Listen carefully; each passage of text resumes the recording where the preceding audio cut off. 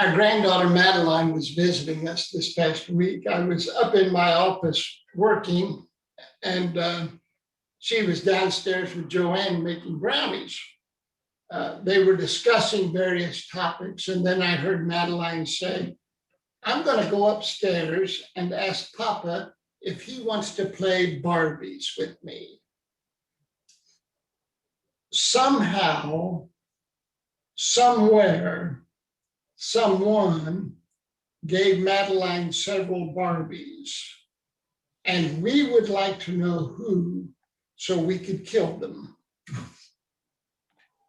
We loathe Barbie, but we love our granddaughter, and she seems fond of Barbie, so we let her play with them at our house, even though we make comments about Barbie while Madeline is playing with them. Yes, Barbie's pretty, I'll say to Madeline, but being kind and smart is more important. Don't forget about being strong and speaking up, Joanne adds. That's more important than being pretty. But I digress, so back to our story. When I heard Madeline say she was coming upstairs to ask me to play Barbies with her, I fled to the bathroom so I wouldn't have to. That night, Joanne took me to task, which I deserved. I said, I wonder why I get antsy playing with Madeline. It was more of a rhetorical question, but Joanne didn't realize that and said, because it takes patience to play with small children, and you're impatient. And she's right. I love my granddaughter with all my heart, but I can't wait until she's old enough to discuss theology or the merits of the BMW Boxer engine. At the beginning of this sermon series on wholeness, I mentioned being taught that I was born with original sin caused by the disobedience of Adam and Eve. I saw a great meme about that this week. It was of a little baby looking rather anxious, and there was a little thought bubble over his head that read, original sin? I just got here. What the hell did I do? And while I reject the theology of original sin, I do believe we all experience and inhabit moments and places of brokenness. Eventually, we realize that our lives are a quest for maturity, wholeness, and completeness, and that this quest is a lifelong journey. It takes our entire lives. We're not going to get there next week or even next year, though progress is possible. Our journey can be helped by cultivating certain habits or behaviors. And last week, I suggested that balance was one of those habits. I define balance as giving each aspect of life its proper weight, place, and priority, lest we lose our sense of equilibrium and we collapse. Today, I want to emphasize the importance of patience in our journey toward wholeness. I heard a wonderful definition of patience a while back that I want to share. I'm not certain who first said it. I couldn't track down its author, but it resonated with me, and I hope it does with you. Patience is the calm acceptance that things can happen in a different order than the one you have in mind. Patience is the calm acceptance that things can happen in a different order than the one you have in mind. I love that definition because it is exactly what I experience. I wake up every morning with a clear idea of what I want to happen, and what I want to accomplish. My carefully considered agenda lasts for about 15 minutes. And then the phone rings, or I get an email or text, or something breaks, or someone needs something, or someone does something, or Madeline comes over and wants to play Barbies. I immediately grow frustrated and usually say out loud to Joanne, can I have just one day where everything goes as planned?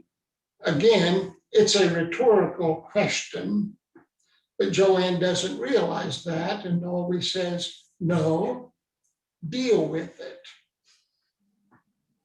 Patience is the calm acceptance that things can happen in a different order than the one we have in mind. We do things while impatient we would never do while patient. The results are sometimes catastrophic. This week is Holy Week, recalling the crucifixion and resurrection of Jesus.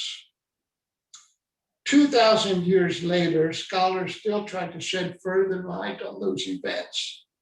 Many scholars believe Judas, who purportedly betrayed Jesus to the Romans for 30 pieces of silver, was a member of a group known as the Zealots. Now, the Zealots had a curious little belief. They believed God would intervene at a critical moment, enabling Israel to overthrow the Roman authorities. All God required was a precipitating event. Judas, with the magical thinking that often accompanies fanaticism, believed he could force God's hand by turning Jesus over to the Romans.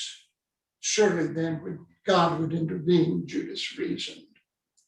And so this is what he did, realizing too late he had misjudged God's intentions, and in his grief and sorrow took his life.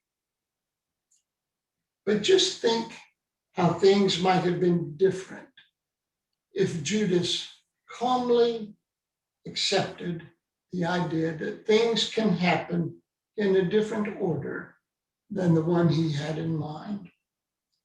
How different Christianity might have been if its founding story had not been rooted in zealotry, fanaticism, violence, and blood sacrifice, characteristics that continue to distort the Christian witness. If only Judas had been patient. Now, let me add an important point, and I've mentioned this before to you. It is one thing for us to cultivate the inward discipline of patience. It is another thing entirely to urge the weary victims of injustice to patiently endure their trials.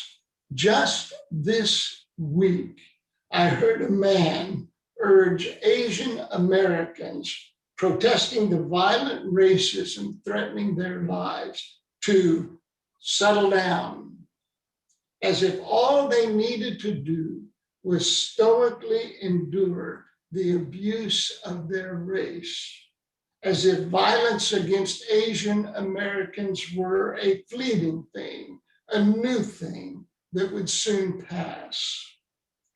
Patience can never be used as an excuse for further tyranny. But what does patience permit of us? What does it do for us? Patience allows us to see paths we had not seen, opportunities we had not noticed, and truths we had not realized. The impatient person is always limited by their blind commitment to the one avenue they have in mind. The impatient have only one track. Thus, impatience is the basis for almost every ism we encounter, whether it is fundamentalism, nationalism, racism, or sexism. Each of these toxic isms have at their root an unwillingness or inability to appreciate any experience, any path but their own.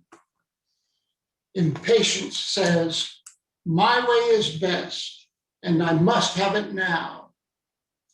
Patience says, there are other paths than the one I have chosen. I am willing to see where other paths might lead.